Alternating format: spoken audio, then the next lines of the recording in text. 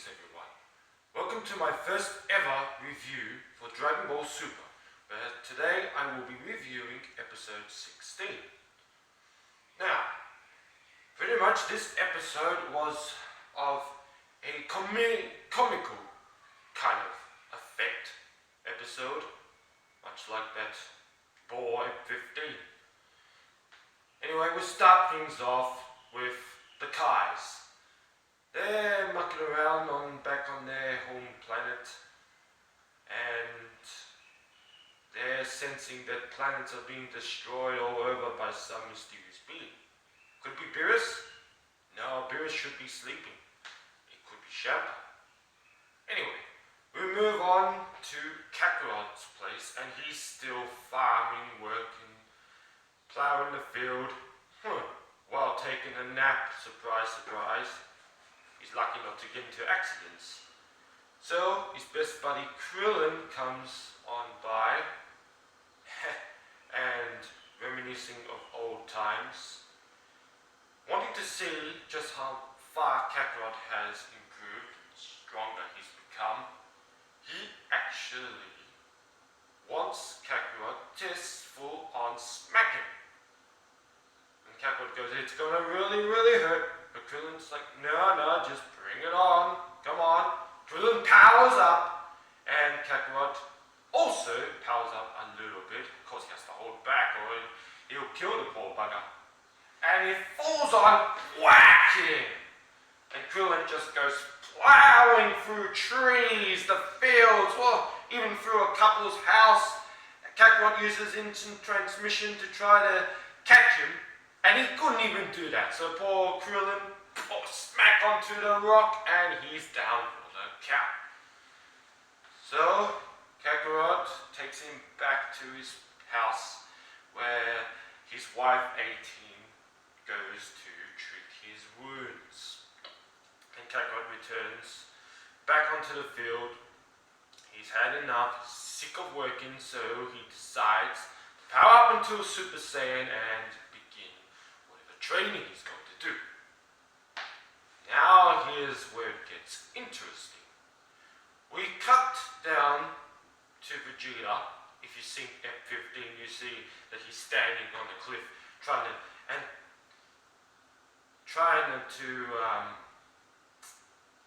contemplate just how is he going to surpass Kakarot, let alone the gods, because he has refused to do the god ritual. He wants to attain the power on his own. Just how can he possibly do that without the ritual? That's an interesting question.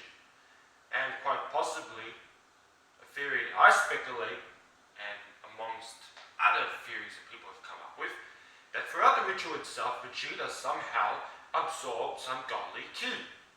Heck, it looked like during the battle itself when Kakarot and Beerus were going on against each other, Vegeta was just full on looking up, remained on the ship, on the cruise ship. Everyone followed Bulma to her plane because they couldn't sense the ki, they couldn't fly. Vegeta just calmly stayed, remained on the cruise ship, and was seen to have been following the battle. Even when Whis appeared to him, he refused to look onto Whis' staff, a full-on stream that you could see the battle quite clearly and nicely and up close as you're watching the TV. No, Vegeta just full-on looks up, smiles a couple of times depending on what's occurring, and reacts, and so forth. But enough about that. So, Vegeta is standing on the cliff, contemplating, doing his own kind of thing, training and such, reminiscent to the good old Dragon Ball Z Android days. And Vegeta then, he powers up to Super Saiyan. So, falls on yells, and the whole, pretty much the cliff just gives way, and there's just a pillar remaining, and he's just standing on the pillar. And he's contemplating, oh, is this all the power I have? Surely I could do more than that. And then he flies off to a more stable, to to a more stable cliff mountain. And it looks like he's going to do some more training. We cut down to Bulma, and surprisingly enough, Whis is with her, and he's trying the latest delicacies. It turns out that Whis, having loved the food so much and missed it, while Beerus is sleeping back to his planet, of course he has nothing better to do and such. He's been returning back to Earth from time to time, and of course the main person that he would know that he met through Bulma's parties, of course Bulma herself. So appearing to her, he asks her to show him what's good to eat and delicacies, and introduce him to sweet, savory, or all kind of food, you name it. Now Bulma, oh, she's a clever girl, this one.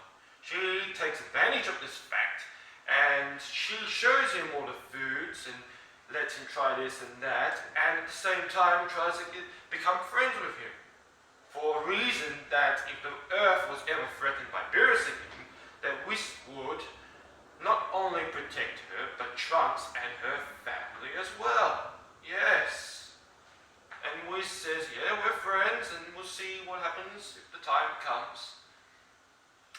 Now, Vegeta, having had enough for training, returns home. And he goes and cleans himself under the tap. He's all dirty, his clothes, uniform is a bit ruffled up.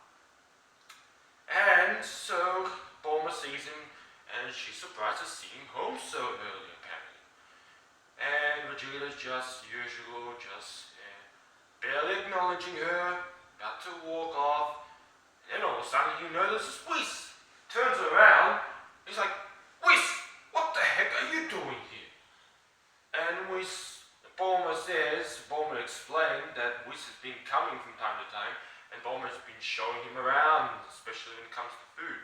And Vegeta was like, why haven't you told me anything of this nature, woman? And then Bulma keeps going on. So Vegeta is just trying to contemplate, why the heck is Whis here? Just for food and stuff like that. But he also has an ulterior motive, and he goes to Whis, I want you to take me back to Beerus' home world, and I want to challenge him right now. Vegeta wants to challenge Beerus yet again, just to see how far he's come. And of course he also does have beef with the guy. I mean, Beerus, being a god of destruction, whatever, back in the flashback, that he pretty much tormented his father, the king. And Vegeta was just a kid at the time, and though he tried to help his father out, Beerus just froze him. Vegeta couldn't even approach him, and he was just stuck on the ground. So there's that. Then there's the fact that his wife got freaking slapped by Beerus unmercifully. And so he's got beef with the guy. Apart from that, he wants a challenge, see how far he's come through the training. And Whis acknowledges, oh, last time since I've seen you, you actually have improved a bit and such. But it's still nowhere near enough to challenge Beerus. But Vegeta still wants to hear none of this. And Bulma tries to entice Whis. He says, come on, let's go. It's, dessert time. And Vegeta just wants none of it. And he decides, fine, if you're not going to take me there, I'll have to force you to take me there. And he's about to charge at Whis, but then he's like, senses, what is this? It's like a key within a key or without a key. He just couldn't approach him at all. He was just stunned. Vegeta's just contemplating, what do I do now? And then he goes, Whis, just what the heck are you? Whis turns around, oh, didn't I tell you that I am Beerus' teacher, master, or mentor? Vegeta's like, what? Teacher? Even Bulma was surprised by the fact. And so Vegeta then makes a second notion. right in front of Whis, and he says, no, first before that, Whis goes that, oh, you can actually be stronger than the Kakarot as such. Being that if you could only control your ki. And so Vegeta's like, what? Control my ki? And so, being the fact that Whis is a master of martial arts and actually personally trained Beerus himself, Vegeta appears right in front of him and pretty much just asks, can you help me? Can you teach me to control my ki as such? And pretty much it goes all the way down, bows, and it's like, please teach me to control my ki. And Vegeta's there, bowing, begging, and Whis pretty much goes, alright, if you agree to become a god of destruction. Vegeta's like, huh? And Bulma's a bit shocked. And then Whis continues to walk with Bulma. Vegeta gets up and decides, okay, I'm going to entice you. Bulma probably hasn't showed you all the best delicacies that there is to offer. And so he's like, well, if you're curious, then come on, come with me. And then Whis and Bulma follow Vegeta. Vegeta shows him to this, a steakhouse, more food here and there, offer this. And Whis is like, no, already tried with Bulma. I tried him with Bulma. No, Bulma showed me already to him. And Vegeta was just, what the heck do I do now? And then Whis was about to just go off with Bulma to things for the desserts. Vegeta's like, well then, if I can't show you any foods, then I'll simply have to make it. And Vegeta puts on the apron and he's planning, okay, now I will cook you personally Vegeta's special omelette rice. And so the bowl, and he's got the mixer ready, spin, and so then, oh, seriously, what they have done with Vegeta, what they are doing with him, is nowhere near back to the good old days of Dragon Ball Z, or even GT for that fact. Oh. Anyway, so Vegeta's here, and Ball's in front. And first he's going to start with the eggs. So there's a basket of eggs. Grabs one egg, and he tries to crack it. But before he could even crack it, boom, it's smashed. Too rough, too strong. Vegeta picks another egg. He's like, gently now. Psh, blast. More eggs. What? More eggs. And Whis and Bulma just, and Vegeta's just pretty much getting all the pile of eggs, and boom, they're just smashing, gets egg yolk on his head and the face and his clothes, and Whis is pretty much just, and you got my hopes up for nothing. And they're just about to walk off, and Vegeta's like, one more egg, he's gonna crack it, but then all should bloody hatch out of the egg is the actual little chickling. And Vegeta's like, what? It's just shocked and stunned. And so Whis and Bulma was about to walk off and such. Bulma's like, you can't cook, Vegeta, you can't even crack an egg. And Vegeta's like, shut up, woman, you can't even cook at all. And so then there is one final ace in the hole. Yeah, and it's funny, while Vegeta's holding the little chick in his hand, and the interactions between Vegeta, Whis, and Bulma, that the chick, it's like seeing Vegeta as like his parent now, because pretty much Vegeta hatched the chick, is pretty much following his like expressions, facial expressions, hand gestures, everything of the sorts. And Vegeta's like, Bulma hasn't showed you one more delicacy. In actual fact, it's the best delicacy in the whole world. And so Vegeta just grabs an instant cup of noodles, ramen noodles, puts it onto the boiler pretty much, and adds water in, and then it's like, here, try it for yourself, Whis. Whis tries it, and he loves the bloody thing.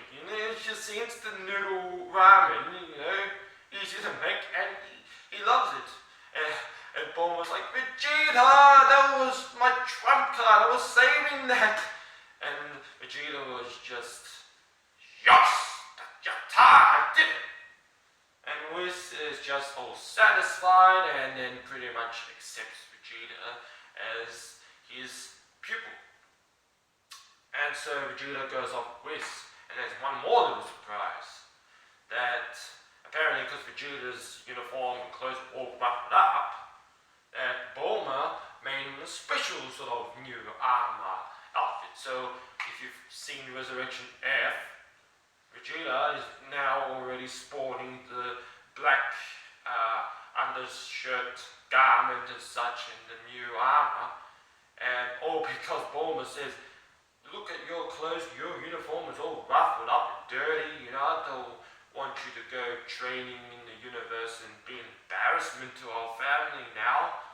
And so she gives him the uniform, he goes off with Whis, and they're flying, and Vegeta's holding a full-on sack of probably ramen noodles of all sorts, because Whis would want all those galaxies to take back to his planet, or Beerus' planet, and Vegeta's holding him like that, and Whis is flying, and he's like, Bulma can be quite nice, and such. Vegeta's like, not wanting to admit anything, and it's like, she even gave you the new uniform. And so they go back onto Beerus' planet, and that's it. End of episode. So next week, I don't know if Vegeta will be shown or the training, but definitely will be some time skip and such. But boy, oh boy, this episode was comical on all parts, and Vegeta was like, yes, mostly in character at the start, and then towards when he had to convince Whis with the food, just full on wacky. It was you could say almost freaking as wacky as Battle of Gods movie. Just when I thought I'd see the end of the wackiness, nope. Because you've got to remember now, Vegeta is like next to Kakarot, he's the second protagonist. The story also revolves mainly around him. So